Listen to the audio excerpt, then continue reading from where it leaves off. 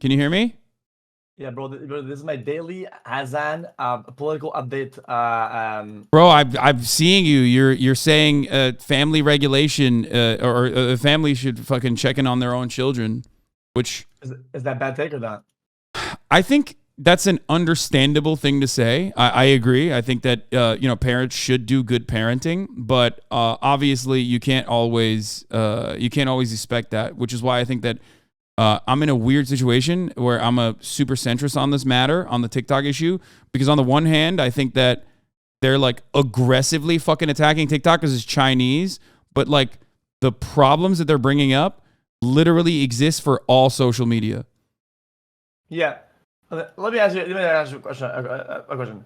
This will sound fucking brain dead, but I'm gonna go ahead and do it anyway. If you go on most devices in the U.S., right, even households that have that sort of dynamic, and you were to go to a computer that's accessible by anybody and type Pornhub and you enter. Do you think that actually goes through and you can see all the images? Is it gonna pop up? Well, I think yes, right? I think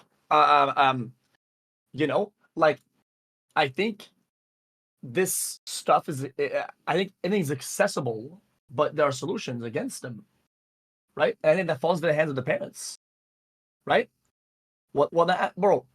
Yeah, I think parents have to. I think parents should do better at controlling what their children definitely look at. But when you're writing policy, you can't really factor that in.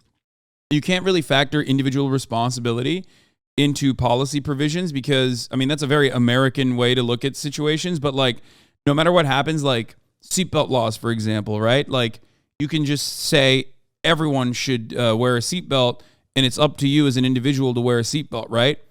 Like, if you don't wear a seatbelt, well, you fucked up. But the reason why we have laws around it is because a lot of people don't actually do that. So you have to factor in for the stupidest person possible, just like you have to factor in for the stupidest parents possible when you're regulating this kind of content. And I actually don't know what the best practices are either. I do know what it is. This makes things very difficult for monetizing and other things, but the extreme solution is having something like YouTube for Kids. YouTube for Kids is heavily moderated, very curated, and Yeah. content's very pure. I think for children, right? And if you would have the same type of vibe with TikTok, then it would be hard to break out of the circle when you're entering that. I'm pretty sure, guys, YouTube for Kids is fantastic for kids. It does really good. And that happened because there was a massive problem on YouTube, right? Like there was a massive problem yeah. on YouTube with respect to like what kind of stuff was like being shown to children from like Elsa Gate or whatever, right? Like or Frozen Gate. I think that that is actually understandable to implement for every single platform, whether it be Facebook, whether it be YouTube. There's also another component here, though.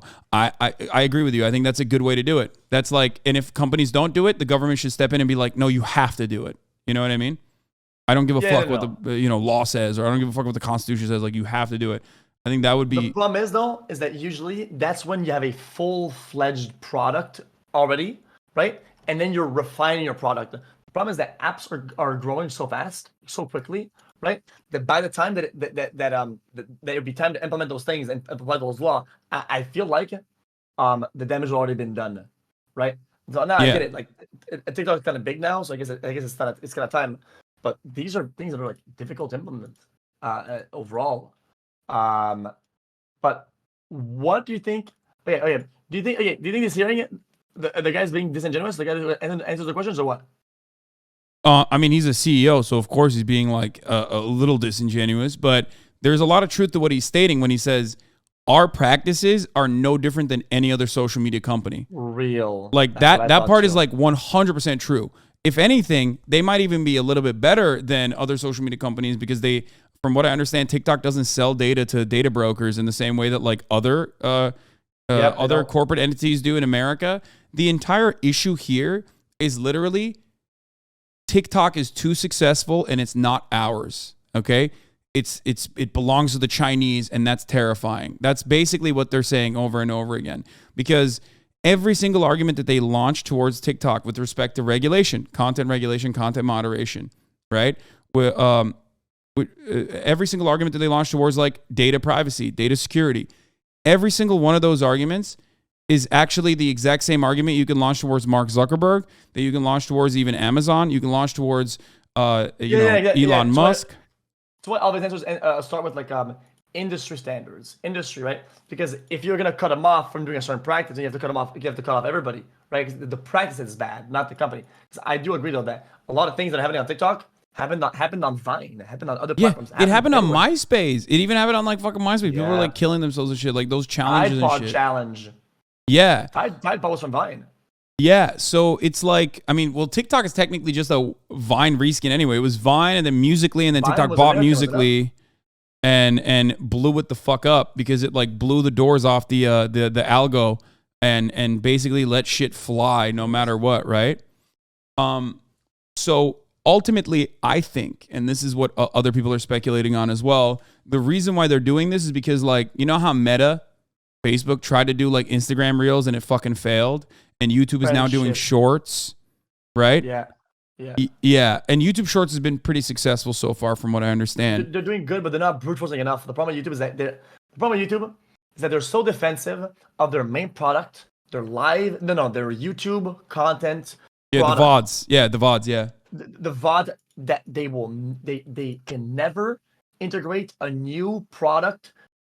But actually they never brute force it in. They're just like. And there's an option, guys. You can click this if you want to. Like it's not. They have to try like really hard because shorts can be good, I think, but it's bad. Yeah, I think what's going on here is that they're trying to literally brute force TikTok and sell it to an American company. I mean, they're very openly stating it. They're saying ByteDance has to divest, like. Because ByteDance has to divest, so there's no Chinese involvement whatsoever, even though like TikTok has foreign investment in it as well, obviously foreign control in it. And it's actually an American, like it's a Western focused application. TikTok exists in China. It's just not called TikTok. It's called Douyin, and it's an entirely different product with respect to like how the information is controlled on there, right? Oh, really? Yeah. So the Chinese TikTok is called Douyin. It's also owned by ByteDance. And That's smart then. And on that, they have insane levels of control. Like children see like museum videos and shit. You know what I mean? You're not allowed to. They literally give you like educational material. It's not the same as TikTok at all. I mean, with respect to both countries, I mean, they can do whatever the fuck they want. If it's their side and their app and their country, I mean, what the fuck do I mean? My ethics play no role here. It's they do their thing, right? Yeah, no, I know. I'm just, the only reason why I'm pointing that out is because like I think a lot of people are upset at TikTok and they're like, oh, Chinese government's like controlling our minds or whatever. But like they just gave a marketable product. That's it. They made a very marketable product that is like demonstrably successful, and now they're mad because it's owned by not Silicon Valley, but instead owned by fucking a Chinese company. Okay, so do you think that TikTok is now like fully like Taco Bell'd into the US pretty much, or do you think it's still like kind of like still pretty Chinese type shit? No, it's never been Chinese. TikTok has always been. That's why I said like Douyin is Chinese. TikTok is very American. So everything you criticize about TikTok, you're basically criticizing a mirror. You know, TikTok just gives you what you want to see, right? Like in your case, you want to see booba. All of your likes are booba, so TikTok shows you booba. You know what I mean? That's it. Yeah. No, what about that is that you know, like even though they own the thing, even though they own TikTok, right? Is TikTok like it's fully normal? Like, is it operating just like it was like an American-based, American-made company, pretty much, as TikTok itself in its operations, or do you think it has like weird backwards ties or like? No, there's still a tie to the Chinese government. Yeah, I think any kind of like statement that basically diminishes China's involvement is silly. That's silly. I think that's a lie.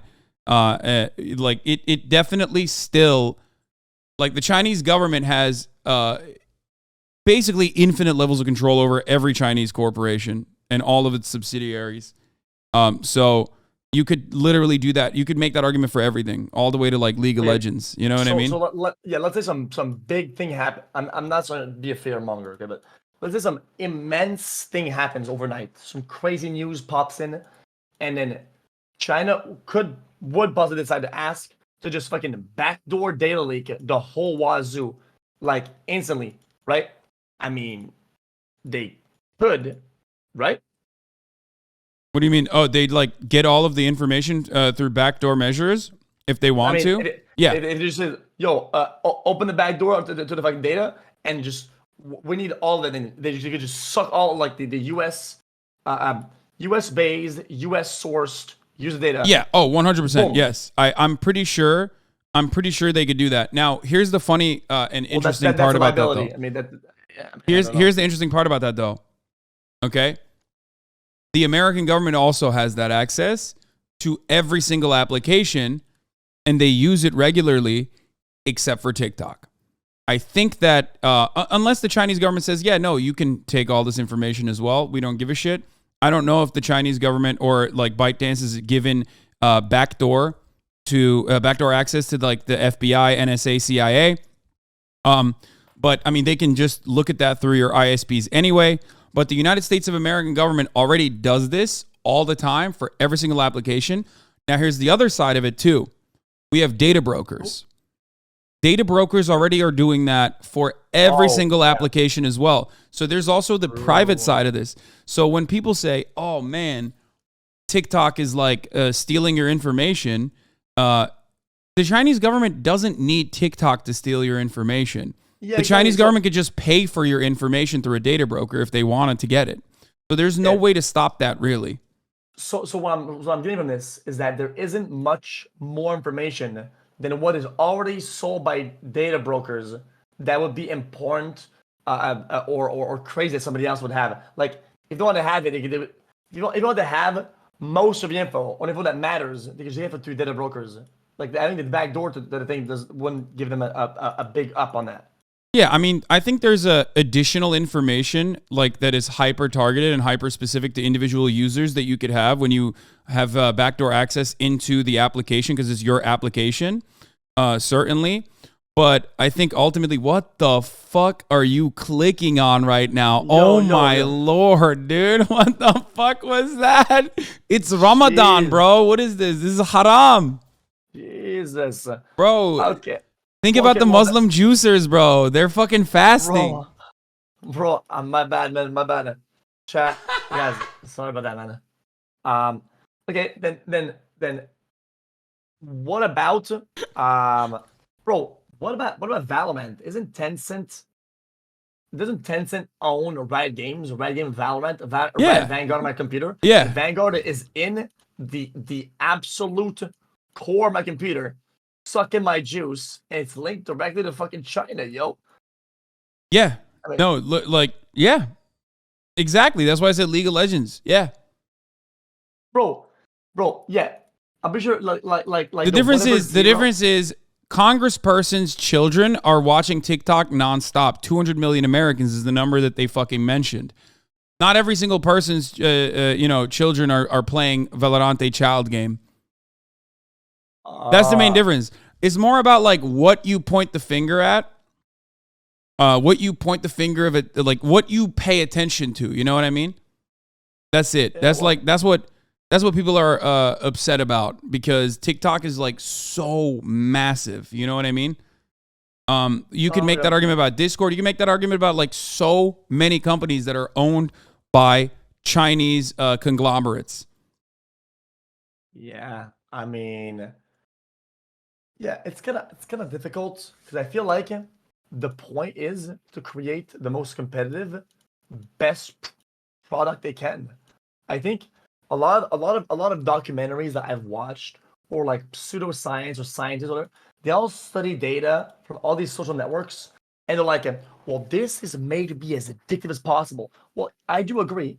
I do agree that it being addictive is a byproduct, right, of making the people want to use the app, making it competitive, making it a better product. If somebody uses your app a lot, the product is good. It's addicting. Yes, I get it. I get everybody work with like a fucking like psychologists and fucking like lead people that I get that, but everybody is. It's a competitive market. Everybody is fighting for people's attention, and it's a high competitive market, right? If you want to make a better product, and Yeah. that's just it. And when you can't make a better product, when you've tried and you can't make a better product, and like your innovation is like fucking VR or whatever, like Meta was doing, which was dog shit, right?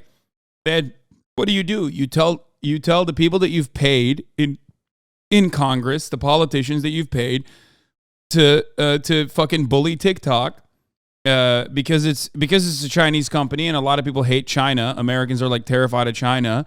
You can get away with like that kind of messaging too, and then force them to sell it to an American, American wealthy guy. So that's they're basically using China to rent seek and or they're basically using the government, Congress, to rent seek and forcibly acquire TikTok. So TikTok's counter, on the other hand, is we'll just sell, like we won't divest, but all of your data will be inside of a Texas facility, and it'll be owned by Oracle, an American company.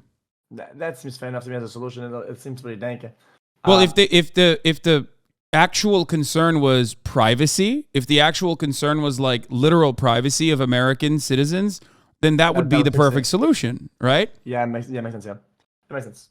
All right. Yeah. So, is there small question? Not long discussion. Is there anything that ever comes out of, because these things happen all the time, right? These like hearings or whatever that are really stupid. Is there anything good that ever comes from this? Is there anything at all that ever gets produced or progressed through with this dog shit? Is there any what at all that gets produced through this dog shit? Is there any progress to this interaction of CEOs and Congress people through their questioning and answers? Is there anything good that happens from these discussions?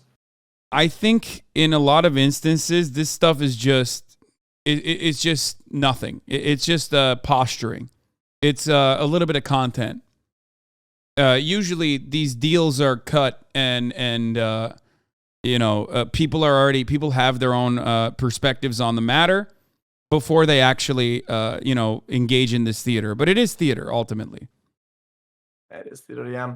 I mean, it's kind of mind-boggling to see these guys talk, and these guys are like the leaders. I mean, these guys, these Congress people, these are they lead. They just control the game, like the game meaning everybody in the United States, right? These people that are on this stage. Well, not particularly. I don't think they have a lot of. They have power together, right, through the legislative body. But the reality is, they're not working for any individual interest beyond the interest of corporations. You know what I mean? Like, they're all fucking dumbasses in suits that look like they're doing something. But ultimately, what they're doing is whatever corporations want. The example I use often is this. Okay? In America, the American government works at the behest of corporations. In China, the corporations work at the behest of the Chinese government. That's the main difference. So either you have full corporate control over the government, like you have in America, or you have full corporate control over corporations by the government, like you have in China. Well, I mean, doesn't sound too bad to me, to be honest. But maybe I don't know. Maybe I'm thinking about it too literally. Which one do you think is worse? I mean, it depends, right? If corporate interests are all that matters in governance, then we're going to do whatever the fuck corporations want. Even if like the entire nation wants something, there's not going to be real democratic process. There is no democratic process in China either, because it's at the behest of whatever CCP decides, right?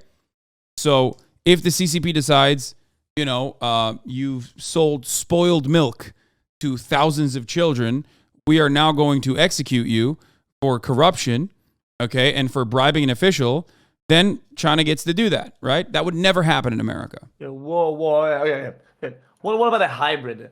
What about if the government had a big final say about stuff, right? But it was mostly user/people, like an actual democracy. Yeah, right? no, And what you're describing is yes, I agree. That is actually the best. And the government would come in sometimes and be like, okay, guys, listen, I'm gonna tell you guys how it is, okay? Well, on this decision, you guys all said you want this. You're all pretty fucking stupid. We're not doing this, right? And then they could like overturn some shit, right? I think that'd be pretty No, good. what you're describing is literally what it's supposed to be, and how it's supposed to work under democracy.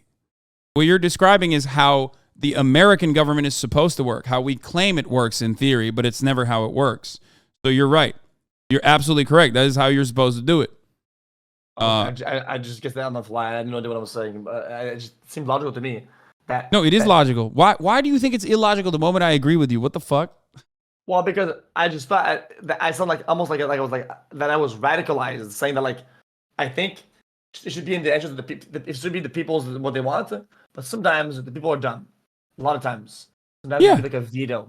I agree. I think that, that's why we talked about seatbelts, right? Like, or drunk driving. You know what I mean? Motherfuckers, if there were no laws against it, motherfuckers would be like, well, I can drive drunk and be fine, It's not about drunk drivers. The problem is drunk crashers. You know what I mean? That's what they would say, but you got to have some fucking laws. Now, the problem is that when you bring up common sense and people say you're radical, that's more of an issue about how shitty the system is that we exist under. That's not your fault. You didn't say anything crazy.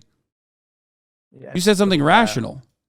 Well, yeah, okay, that makes sense. I mean, it just because I don't know what is the best political system or whatever, right? I just can't but feel like it seems like the corporations with the money just buy everybody out and everybody's a bot, and the whole thing is just it's like Moneyball, right? But even worse than Moneyball. That's how it feels to me. And it's like, well, this is kind of dog shit, right? This is kind of trash, is it not? Is this not just complete dog shit? What? It seems like the current. You're saying you don't know what the best way forward is, right?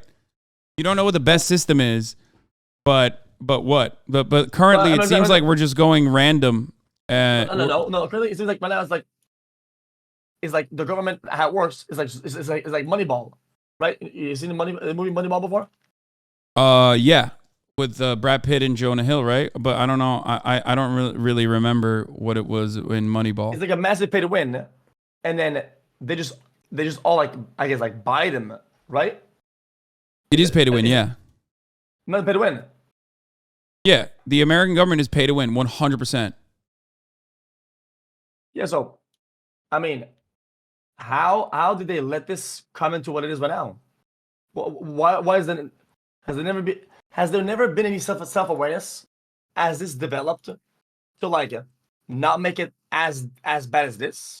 And yes, like, that's guys, so the entire existence of the federal government is supposed to basically, like, everyone starts off at the same point that, like, if you let corporations go crazy, we're going to have 1920s America. You know what I mean? The Gilded Age. Like, they're going to go crazy. They're going to use child labor. They're going to do whatever the fuck they can. They're going to enslave people. You know what I mean? They're going to do whatever the fuck they can, which is why, like, governments are formed, right? Governments are formed in some ways in liberal democracies. They're basically formed to stop all of the worst aspects of corporations, of corporate greed, right?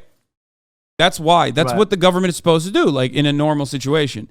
Now, if I were to point you to examples of like that kind of still existing, I think one of the best examples is like European social democracies, where they do have some laws and some protections. You know what I mean?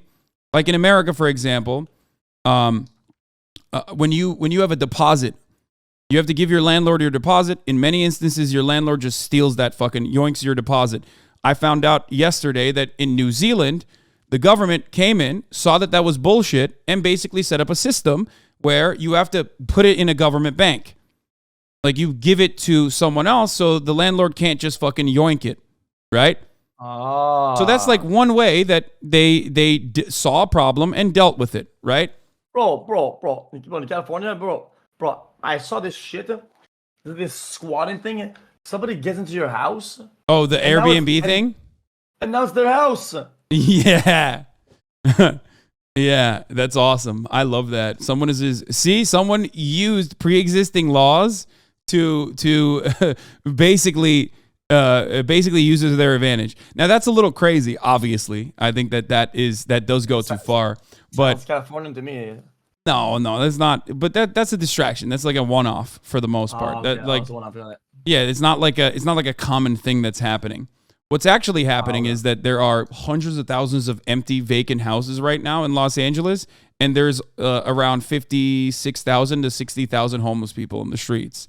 So if it were up to me, I would try to make those empty houses full in some ways, while simultaneously building new houses as well, government-funded houses, especially because we have a lot of surplus in the tune of billions of dollars. Well, I assume that without supervision, I mean, what if things get broken, destroyed, dirtied, or whatever? Like, who's gonna pay for that? We do pay for that. We pay for it with our taxes already. We pay a tremendous amount of taxes. I mean, I pay right now living in fucking Los Angeles, California. I pay basically the same level of taxes I would pay if I was in like fucking Norway. You know what I mean? And I get nothing in return for that. It's awful. Why? Because they take a lot of that money and instead of spending it on education, instead of spending it on roads, instead of spending it on public housing, which would literally eradicate the homelessness problem and normalize the housing market a little bit, they spend it on fucking police. They don't spend it on the actual ways to solve problems. They spend it on Band-Aids. Does that make sense? Yeah. All right. So what about this? Okay. What about It's this? like if a pharmaceutical company figured out the cure to cancer, but it was it was beneficial for them to keep cancer around and like literally beef up the medication that you have to take for the rest of your life instead of like the one-off cure. Cancer. Well, I mean the cure to cancer, bro. Isn't cancer just like a bad deviation of fucking cells and shit like that? Isn't like cancer like a concept? It's kind of hard to like find a cure to a concept, like a mutation. Am I saying it right? Isn't cancer? I think so. I mean, I'm not like super. I don't know. I'm not super knowledgeable on like biology and how cancer works. But from what I understand, it's literally just like. It's just like replicating cells, right? Like a cluster that just goes fucking crazy and keeps like uncontrollably growing. Okay. But yeah, okay. That was no point, but I get it though. Okay. What if all the houses I invented this new patent, and basically you make your house, right? Like all the walls, everything has like a layer, right, of disposable something on it, and then it's like you can't dirty it or break it because it's like there's like a layer of garbage, like a layer in it, right? And if people want to fucking, if I almost want people they want to live in my house that's like vacant, yo, fuck it, squat in, bro. I don't give a fuck, right? Yeah, people do that actually, and then police like rip them forcibly from those homes.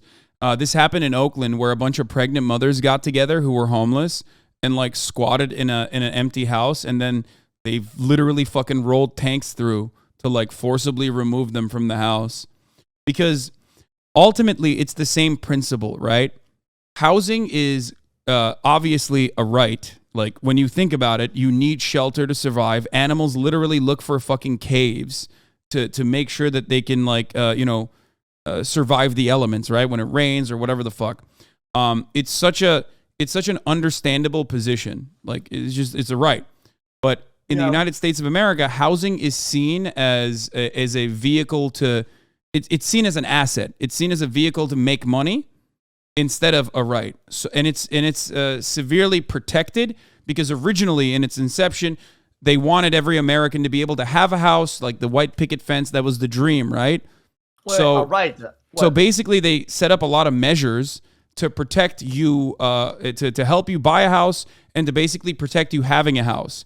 And then capitalism happened, where people were like, oh shit, we can use these protective measures to literally make more money off of just sitting on these fucking houses. And renting it out to other people. Yeah, I'll be honest with you. It's kind of hard for me to find a solution to that. I mean, there are places, right? Like Red Vienna is a great example of this. I can show you a short documentary that you can watch. Austria found a solution to the homelessness problem. Vienna is a very dense city, and 65% of the housing in Vienna is owned by the government. It's like public housing. Okay. But what if you had a big building, right, full of places to sleep, and it was all for the homeless, run by the homeless, right? And instead of paying some people, instead of paying employees to like wash or whatever, right? Well, they paid their own homeless, right, for them to stay, and then they maintain the whole place, right? Wouldn't that be kind of dank though? Like they would get to live there, and then wait, that's not slavery. No, what you're describing is, well, they wouldn't be homeless anymore because what you're describing is actually what a lot of places some form of what a lot of places actually implement. It's called a housing first policy. Okay, because the number one thing that you need to do in order to eviscerate homelessness, like not as a preventative measure, but as a solution, right, to homelessness, the first thing you need to do is give them shelter. So what you're describing is basically cooperatively owned housing projects, or like a commune. You know what I mean? Yeah. So your idea is actually not all that crazy, especially because you start off by giving them a home, and then after that, the healing can take place. Like, because there's a lot of issues with homeless people. There's a lot of issues with homeless people that, for example, have like drug issues. Like they're severely addicted, depending on like how many years they've been homeless, or like have mental illness problems and shit like that. You know what I mean? They have a lot of trauma. So then you can start working with like social workers to implement measures to ensure that they can like become productive members of society again. Interesting. Okay, yeah, that makes sense. Yeah, because I just thought, what if they live there, right? Live in a spot, right? They buy, and it's like okay, well, you get to live here every day. If you spend 4 hours a day, like either cleaning stuff, doing the dishes, or making people's beds, or like passing the broom or whatever, right? And the rest of the day, you can do whatever you want. And then boom, and then the whole building will be like maintained on its own. Boom, boom, boom. No. Yeah, I mean, you're saying that like homeless people should be given conditional housing on the conditions that they like clean up their own mess if they have a mess. Is that what you're saying? Yeah, it'd be kind of chill. I mean, I think that there are obviously issues with that. I think because some people are not going to be able to do that. There's a lot of disabled homeless people. You know what I mean? Like it just depends on who has the means to be able to do that. I think that isn't the worst idea, but depending on like their level of mental illness, Give me the best idea possible then, and then we'll move on. I think the best idea is that we set up programs with a fuckload of social workers, which means so many well-paid jobs. We pay social workers better too, obviously, and then we implement a system where we either tax vacant homes out of existence or decommodify housing in some other ways, right? Make it like as difficult as possible to be a fucking landlord so that people aren't just sitting on empty properties with the hopes that like the property value accumulates, right? With the property value appreciates, so they can like sell it 10 years down the line and spruce it up a little bit and have workers have well-funded, well-paid employees go into these communes that you're describing to both manage the commune simultaneously and also, offer a lot of mental health services and things like that, vocational training services and things like that as well, all to reintegrate homeless people back into society, no matter how long they've been homeless and no matter how traumatized they've been. Makes sense. Yeah. All right. Yeah. All right. Well, that makes a lot of sense. But again, just like with healthcare, right? In America, healthcare is like super fucked. You know that. There are working examples of this, but you will never see it in American news. American media never talks about it in positive ways. You notice that? I mean, why would they? Until it's good. I mean, why say it's good? Unless people are No, I'm saying like there are working examples of other countries implementing socialized healthcare, right? Like, like what? There are other countries that have socialized healthcare that like works. You know what I mean? Like what? Like almost the entirety of European nations have some level of socialized healthcare, whether it be nationalized in the UK, which is underfunded, so it's like not the best example, but like Canada has a fucking form of socialized medicine. It's not the best because it's underfunded, but it's still better than America's. It does pretty good. I think there's a lot of missing staff. And then, it's underfunded. Yeah, it's underfunded because they do that deliberately. They do that deliberately. They underfund it. The right wing, the right wingers in the government underfund it so that it's like shitty, so that they can make a justification for privatizing it further, so it looks like America's healthcare system. Oh, because then people can make money. Yeah, you have to put a bunch of laws behind that because I feel like most people, they're like doctors. And it's a no-brainer if you're gonna go private or something to do some fucking private shit and fucking bank up. I mean, bruh, if I got a medical degree, the United States fucked me dry for like 10 years full of student debt and dog shit. And I went right out of college and I said, "Yo, dude, either you do 65K, we're in this beat down dog shit, poorly lit at a hospital where you have to take a bus and a fucking subway to get there."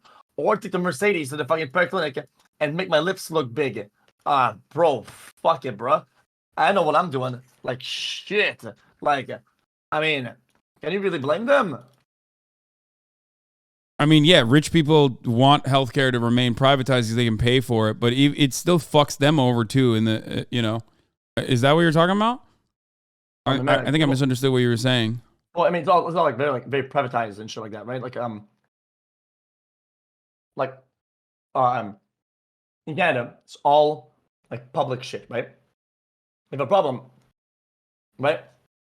If you have a problem, let's say with your knee, you can just go to the hospital and it's going to be paid for. It's free, right? Yeah. It'll take a long time, but it'll get there. But afterwards, what you can do, you go private, right? Mm-hmm. Well, I mean, the salaries for the doctors over there and whatnot are probably way higher. They better make way more bank at private, right? Because it's pay to win. Yeah. From what I understand, you have to factor in like the social safety nets that countries have, because like, yes, they do make less money. Doctors make less money in other countries than they do in the United States of America, for sure. Because they also like. People make less money in general in other countries than they do in the United States of America, because the United States of America has no safety nets that you factor in when you're looking at the quality of life, right? But ultimately, one of the major issues, and this is something I talk about regularly, is education. Medical school is insanely expensive, so you're taking on a fuckload of debt. So you can't justify doctors taking on almost a fucking $1 million of debt and then turn around and be like, yeah, now you have to work for, less money than you would in a public facility. You can't justify that, which is why you have to make healthcare education. You have to make medical school and nursing also free, as it is the case in pretty much every other fucking country that we're talking about. Yeah, that makes sense. Yeah. Education, Yeah, education has to also be free as well. Yeah, I think USA is fucking trolling with the whole education thing. Yeah. Well, there was a 10-year study that just came out, or there was a study that was like talked about in 2013 about America's healthcare outcomes. This is actually very relevant.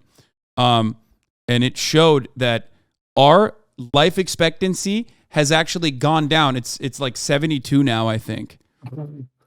America's life expectancy has gone down in comparison to every other comparable rich country, every other OECD nation. Yeah. And we pay the most for healthcare out of pocket. Our out of pocket cost for healthcare, like overall cost for healthcare, is literally like 10x other countries. Jesus, that's actually fucking cooked. Yeah, listen, I didn't want to bring. I'm not even bringing Train up in this. Okay, I wish that people that were rich, right, when to like things to donate to or whatever, I wish people remembered where it all begun. Cool, yo, and they donate for like scholarships or grants to people that care. Look, you guys say says you, bro. I never tell you guys about this, okay? Because I don't like talking about numbers and how I do. Bro, I donate to certain schools for people that have the grades that are motivated to go to school that cannot afford it and come from places that are difficult to have access to be able to get the money they need to get to these schools and educate, motherfucker. It's important, man. It's important because I was at a school, okay, and I remember what it was like. Seeing people that couldn't afford it, and that sucked. That sucked. I didn't like that, and that resonated. I'm not trying to be like I just thought virtue single Andy is that resonated a lot with me, and I feel like it's so little to help, and it does so much. And all it takes for one or two guys that you hit with one of these like grants, and whenever they start balling out and make a lot of money, what do you think these days? What do you think these guys are gonna do? Yo, when I was at my lowest and I had nothing, some motherfucker gave me money for me to go to school. I'll do the same thing, and then boom. Everybody does this shit. Yes, I don't do donations because it makes me a good person. I do donations because I can, and because it makes me feel good. I don't think that that's it. And I know that like it will help other people because I have the capability of doing it, and because I know it helps other people. That's it. That is true. Charity is a band-aid. The systems are broken. If our system was functional, then there would be no need for charity. You could still do it if you wanted to, but there would be no need for it if our system wasn't fundamentally broken. Also, I understand why dude, if Congress saw your fucking TikTok tabs, bro, they would literally lose their minds. They would be like, okay, this is what's happening to our nation's youth. Okay? Canadians are coming in and eviscerating the minds of the American children with this TikTok addiction. Bro, yeah, of course. This is a weapon. Bro, I'm merely a merchandiser. I get clients come in the chat. They want brain rot. I deliver. The app allows me to do it. I just sell garbage because people are buying in tons of it. Bro, you know how people say like, oh, you don't need that much RAM, lol, for fucking React Andy shit? You need it, motherfucker. Look at this. You need a fucking, you need a 4090. You need like NASA level fucking computing systems to be able to have a Google Chrome that can have that many fucking tabs open, dude. Holy shit. Yeah, he's real shit. Also, watch this with me. I'll link it in chat. Click on this at the same time, like already. Click on this. I sent you two videos that are funny. Okay. You watch that. What is this? Oh, I've seen them. I know what this is. Okay. Because democracy basically means. Thanks for me. If I have a question, I'll give you a call. All right. Okay. Yeah. All right. Well, watch the two videos that I showed you. One is about drunk driving. It's funny. It's a TikTok. And then the other one is a very short documentary about Red Vienna. Okay. I'm click both. All right. Peace. Peace, man. Take care, man. That was another wonderful, productive conversation with xQcal. xQCCP. Here, I'll show you guys the fucking this people in the 80s react to new laws against drunk driving as well. Meanwhile, what you should be reacting to is the top of the hour ad break, of course, which comes at the top of the hour. You don't actually have to see the ad break, though. Fear not. You can subscribe for $5 or for free with the Twitch Prime, or by connecting your Amazon Prime account to your Twitch account, or by getting gifted a sub if you're lucky, and that will be another way that you can avoid the ads at the top of the motherfucking hour. Okay, here's a 3-minute ad break now, though. Tomoto 87. Thank you for the 5 get the subs. Y'all were like Marx and xQc Yangels out there. Well done. Yeah. xQ. Yeah. He's Felix Yangels.